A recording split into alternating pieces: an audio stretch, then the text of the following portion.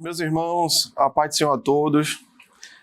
Estamos aqui cooperando juntamente com a superintendência, agradecendo a pessoa do secretário, nosso irmão Everton Victor, assim também como nossos coordenadores, pastor Gilson Bonfim, pastor Clifton Oliveira, e ao nosso pastor presidente, nosso pastor Roberto José.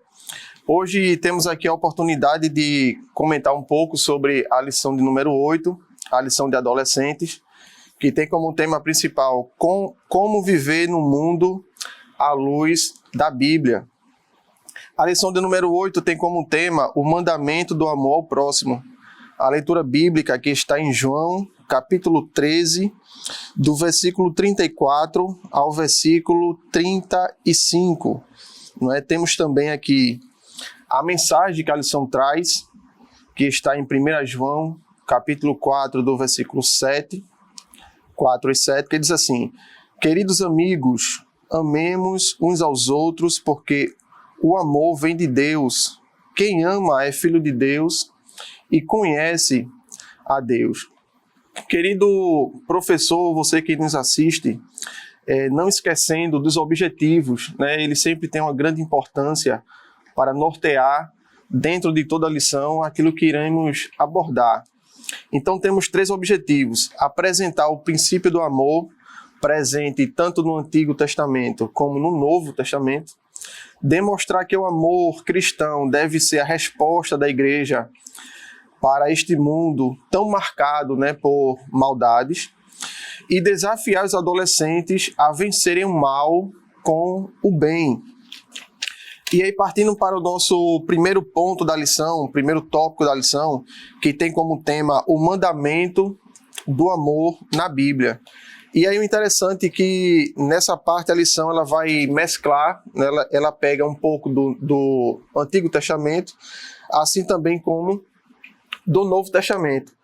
Mas antes de a gente trabalhar um pouco os tópicos da lição, eu gostaria de sugerir você, professor, que vai ali falar um pouco para os seus alunos, pergunte um pouco aos seus alunos, se eles já tiveram alguma vivência sobre o amor ao próximo, como um comportamento, como um ato de ajuda. É muito interessante ali para você trazer atenção aos alunos, tirando um pouco essa parte, o engessamento da aula. O primeiro tópico da nossa lição, como já foi falado, ele faz um contraste do Antigo com o Novo Testamento. E nesse tópico ele já inicia mostrando a origem do amor, quando ele fala aqui em 1 João, capítulo 4 e versículo 16, quando ele diz assim: Deus é amor, e quem está em amor está em Deus. É muito interessante essa parte. Nesse tópico também da lição, ela também mostra um pouco que o nosso Deus, ele é um Deus de iniciativa. Pelo fato de, no versículo 19, constar o seguinte registro: ele nos amou primeiro.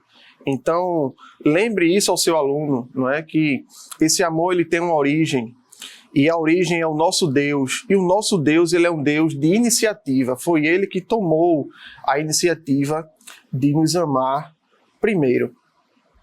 A lição também fala aqui sobre alguns exemplos, ela traz alguns exemplos no Antigo Testamento, como por exemplo Gênesis capítulo 7 e o versículo 1, quando ele fala sobre o dilúvio. Em meio àquele dilúvio, Deus, pela sua expressão de bondade, pela sua expressão de misericórdia, ele poupou a vida de Noé e de toda a sua família. A gente percebe também em Josué capítulo 6, versículo 22 ao 25, sobre o resgate de Raabe e de toda a sua família, pelo fato deles terem crido em Deus, a crença a Deus, ao Deus de Israel, e devido a isso eles foram salvos da destruição em Jericó. A gente vê também um outro exemplo aqui, Jonas, capítulo 3, versículo do 5 ao 10, quando fala que Deus se utiliza do profeta Jonas, Deus se utiliza dele para que ele leve uma mensagem a Nínive, para que aquela cidade se arrependa dos seus pecados. Então vemos aqui no Antigo Testamento o amor de Deus. não é?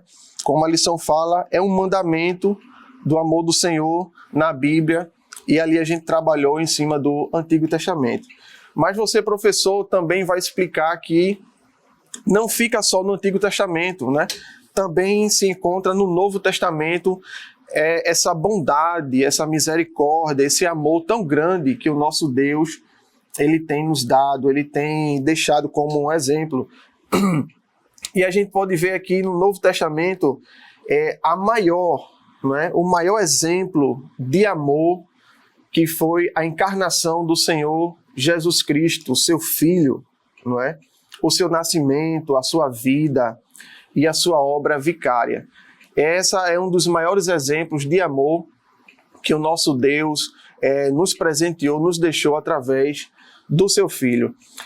Podemos ver que a lição também traz aqui 2 mandamentos sobre amor, e nesse texto é o próprio Jesus que fala, que fica lá em Mateus capítulo 22, do versículo 36 ao versículo 39, quando Jesus diz assim: amarás o Senhor teu Deus de todo o teu coração, e de toda a tua alma, e de todo o teu pensamento.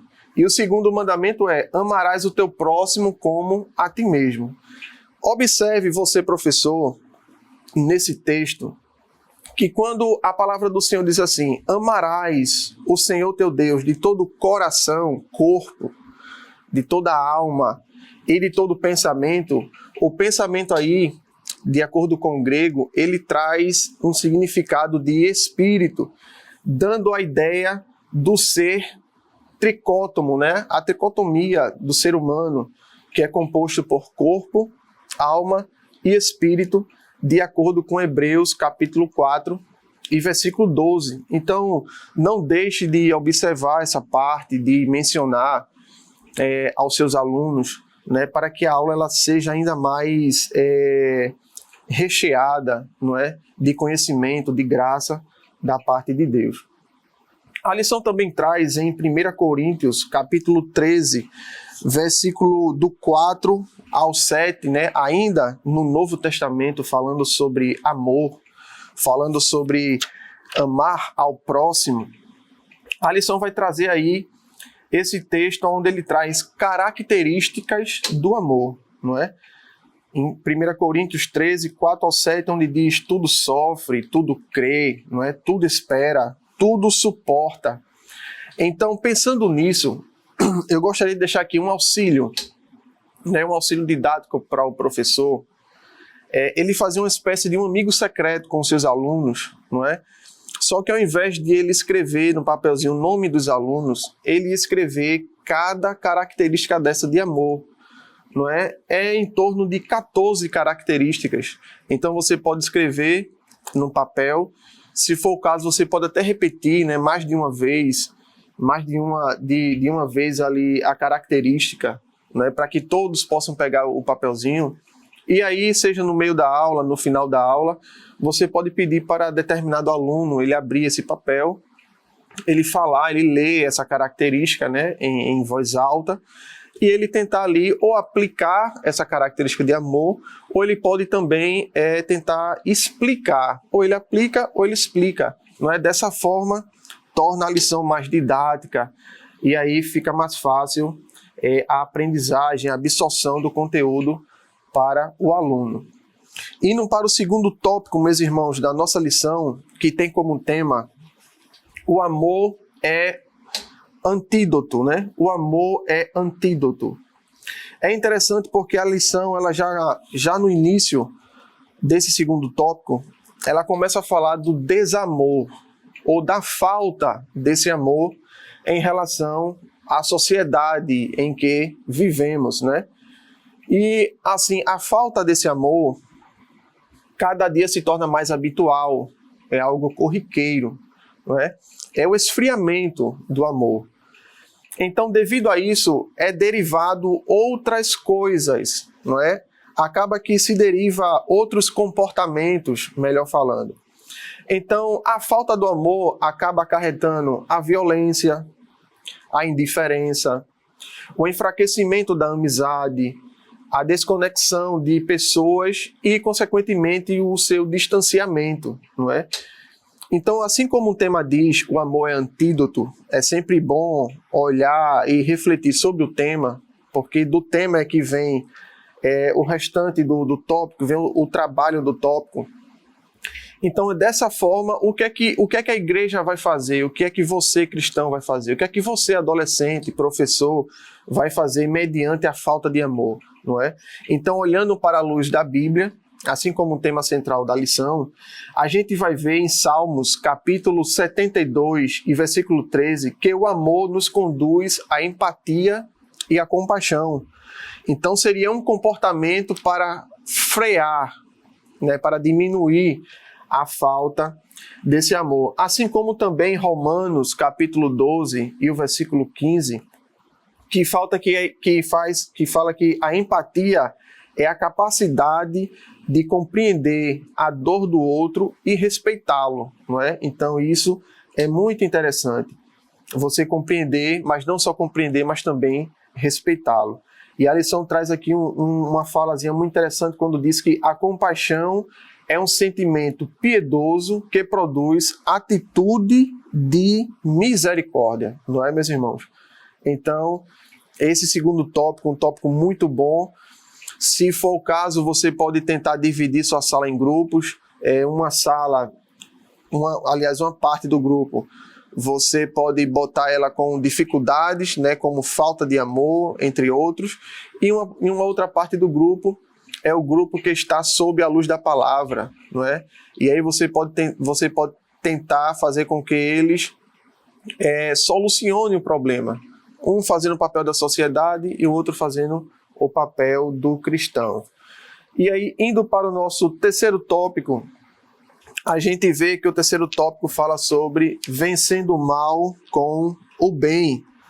E aí, a lição também já traz um grande desafio, quando ela diz assim: a Bíblia nos desafia, não deixe que o mal vença você, mas vença o mal com o bem. Vencer o mal com o bem não é algo fácil, mas é algo de extrema necessidade.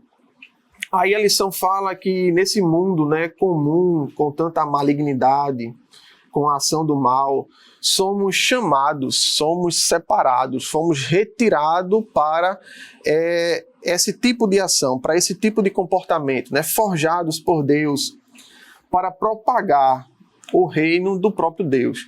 Então, nesse mundo maligno, né, como a Bíblia já fala, nós fomos chamados para trazer uma ação diferente, trazer uma atitude diferente daquilo que a sociedade espera, não é?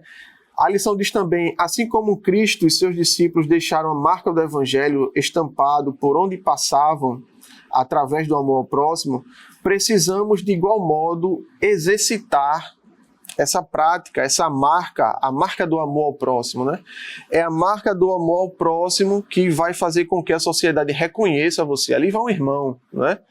Ali vai um jovem crente, ali vai uma pessoa diferente da sociedade. Por quê? Porque a marca é as atitudes, é a maneira de viver, a maneira de enxergar e a maneira de se comportar.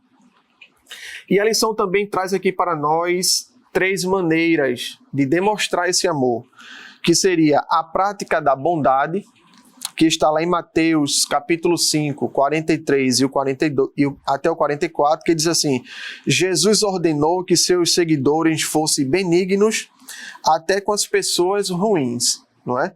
Lembrando que a lição ela traz sempre naquela linguagem, a nova tradução da linguagem de hoje, né?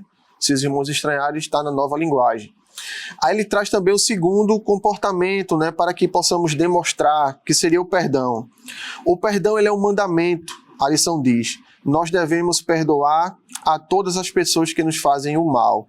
Está lá em Lucas capítulo 17, versículo 3 e 4, assim também como em Colossenses capítulo 3, versículo 13. E temos a terceira e última, que seria atos de misericórdia, né? A compaixão e a bondade nos conduzem a um comportamento misericordioso. Então, querido professor, você trabalhe cada questão dessa com seus alunos, façam didáticas, né, e que Deus continue lhe abençoando, né, iluminando a sua mente, para que você tenha cada vez mais capacidade para ensinar e para passar a palavra do Senhor para os seus alunos. Desde já, eu agradeço a oportunidade. Que o conhecimento é capaz de mudar a vida de quem lê, a gente já sabe. E que livro você pode comprar em qualquer livraria. Mas nós transformamos 100% do nosso lucro em mudança de vidas, através da ação social, evangelismo e missões. Ao adquirir qualquer um de nossos produtos, seja presencial ou à distância, você está investindo em alguém. Na próxima vez que você for comprar livros ou artigos evangélicos, não vá em qualquer lugar. Vá na Livraria Arca Missionária. Uma nova história começa quando você compra aqui. Agora você pode fazer a sua contribuição através do Pix, uma operação rápida, segura e sem custos. Abra o aplicativo do seu banco, clique na opção Pix e em seguida vá na opção Transferência. Depois é só digitar a nossa chave Pix, que pode ser o nosso CNPJ 11 120 490 0001 86. Nosso e-mail contribua@eadalp.org.br ou nosso celular 81 98883 2755. Verifique se a contribuição é para a Igreja Evangélica Assembleia de Deus em Abreu Lima, Pernambuco. Confirme a transferência e depois siga o procedimento do seu banco. Anote nossas chaves Pix para não esquecer. CNPJ 11 120 490 0001 86.